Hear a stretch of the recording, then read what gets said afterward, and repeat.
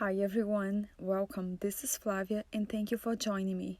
Today I will show you how I made these beautiful cards using a layering die set from Altenew.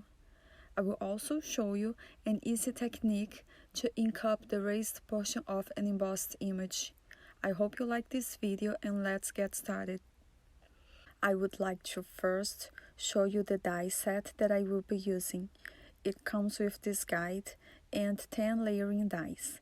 These 4 dies on the top are the dies that you can use to make a rose.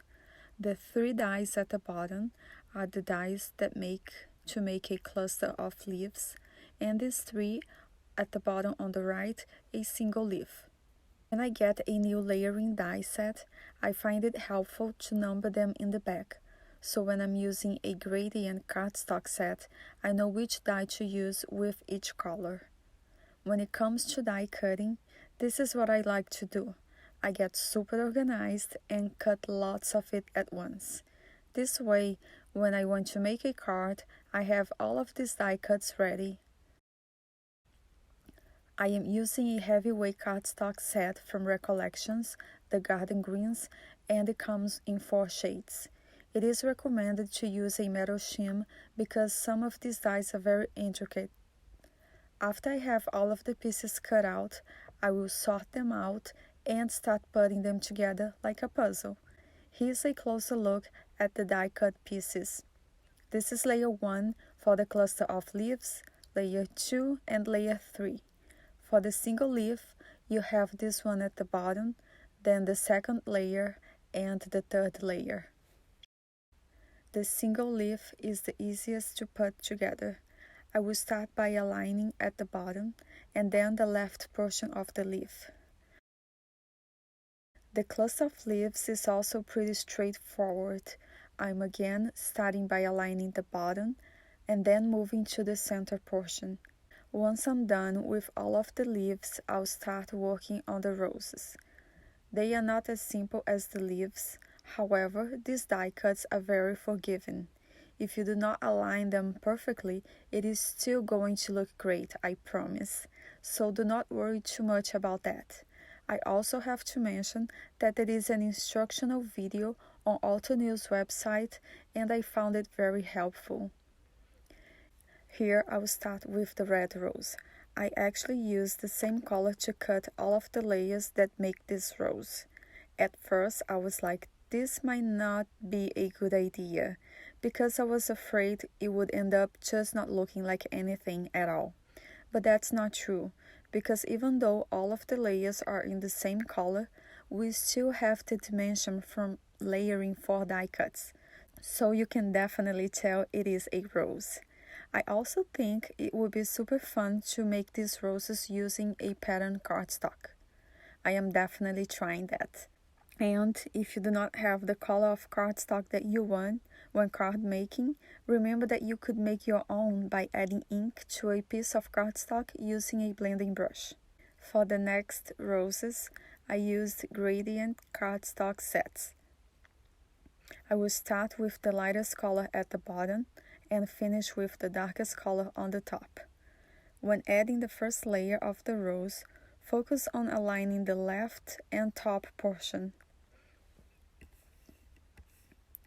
For the center pieces, focus on aligning this big groove on the right side at the bottom.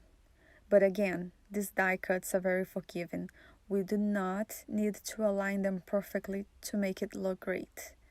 Here is a closer look. I think these roses are very elegant. So now that I have all of my die cuts assembled, I will start working on the background panels. These are the embossing folders that I chose. I ran it through my die cutting machine using a heavyweight cardstock.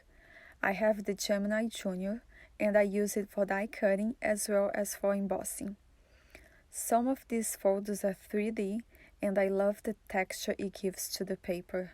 I will only use some of these panels today, but I wanted to show you how pretty they are. Once I have all of my panels embossed, I will add ink to the raised portion only. I am using Ranger Oxide inks and a brayer.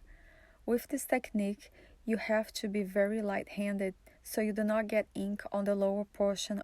I chose a small brayer because it fits perfectly in the ink pad, so it is easier to ink it up. But soon I will have to switch to a bigger one, and you will understand why.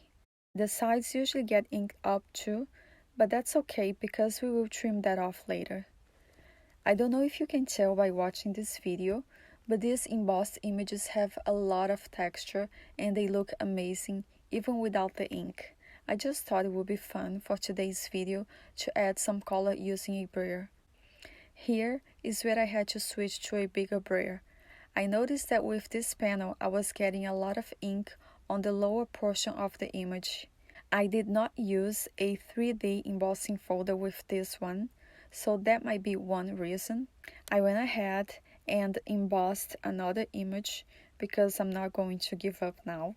So this time I chose a brayer that is wider than my panel. It worked perfectly, and that is what I recommend, to use a brayer that is wider than your panel when you want to ink up the raised portion of an embossed image. Here is a comparison. On the left side is the one I inked up using a bigger brayer, and on the right side, a small one. Notice how the one on the right has lots of ink on the lower portion and it just doesn't look great. So from now on, I will stick to the bigger brayer even though it takes longer to ink it up. I love these coffin bean flowers. This is one of my favorite embossing folders by Creative Expressions. Even though it takes longer to add ink to the brayer, it takes no time at all to transfer that ink to your paper. For the last one, I will add some Versamark ink and cover it with a holographic embossing powder. I will tap off the excess and set it with my heating gun. The heating gun is melting all of that powder so it sticks to the paper. It is very shiny in person and I really wish it would show in this video. Here are all of the panels I made. They look amazing after you trim them. I love all the texture and the color and I can't wait to use it. Now that we have our die cuts and background panels done, let's make some cards.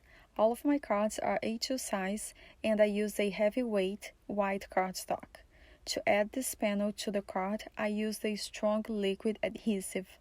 I like placing it inside my Misty tool on the corner. It is a good trick to help you align everything perfectly. For the sentiments, I use this Alto New Essentials sentiment strip dies. It comes with 8 dies and they are very easy to work with. After I run it through my die cutting machine, I will poke these letters out. In the back, I will add a piece of white cardstock. Doesn't it look great? Now that I have the card base ready, I'll start putting everything together. I will not glue anything at all for now. I'm just trying to arrange my die cuts, and once I'm happy, I will use a piece of press and seal to pick up my arrangement.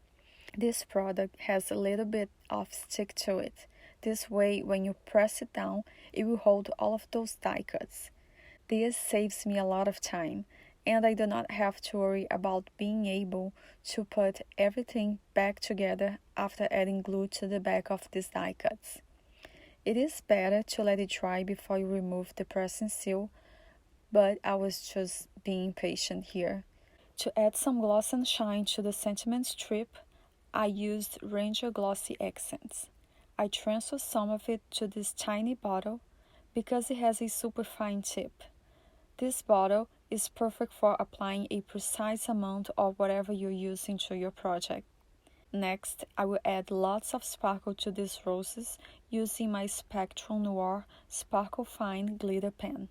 The tip of this pen is very soft and flexible, and that is why I was able to apply glitter everywhere. Here is a closer look so you can see the difference between the rose with the glitter at the bottom and without it at the top. I'm now doing the same thing to the other one. And here is a closer look. The one on the top looks darker because it is still wet, but once it dries, it will be the same color again. I am now using a strong liquid adhesive because I will add some embellishment to this card. These are clear water droplets that I got from Amazon. I also used the pink roses to make the same card, and I think they look stunning. The ink that I used on this embossed panel was Ranger Distress Oxide in the color Spoon Sugar. For the next card, I'm using this panel that we heat embossed. Look at how much sparkle it has. I love it. I will again do the same trick to align my panel with the base of the card. The sentiment for this one will be Happy Anniversary. In the back, I added a strip of silver cardstock by Tim Holtz. It comes in silver and gold, and I use this metallic cardstock set very often. I will use pink and purple roses this time, and some clusters of leaves. Once again, I'm being patient and removing the press and seal before the glue in the back of my die cut dries. Because the background of this card has a lot of shine from the embossing powder, I decided to not apply Spectrum Noir glitter pen to these roses. The sentiment this time will go at the bottom on the left side. For the last one, I chose this black and white panel. This card is going to be very dramatic with yellow and red roses. I just noticed that I didn't use a single leaf on these cards. I think it was just easier to grab the cluster of leaves, but I will definitely use them in the future. The sentiment for this one is going to be Just Because in black and white. I really like the sentiment strips. They are so useful and helpful. Every time I don't know how to add a sentiment to my cards, I use these dies. Not to mention there are many ways you can use them. You can add a piece of cardstock in the back in different color, or you can add it to your card as it is, and you can also use the die cut letters. I just think this die set is awesome, and it saves me a lot of time when compared to stamping a sentiment and having to die cut it if I want a sentiment strip. Anyways, back to this card. I'm using press and seal again. You can use the same piece multiple times, and being very careful and impatient again. I use my Spectrum Noir glitter pen on the red rose and only on one yellow rose, because I forgot to do it on the other one, but I promise I will fix after I finish this voiceover. Here is a closer look on the last card. I hope you enjoyed this video and felt inspired. Thank you for spending this time with me. If you like this video, please give it a thumbs up and subscribe to my channel. There is a link to my blog and Instagram on the description below in case you're interested. Have a great week, and I hope to see you next time.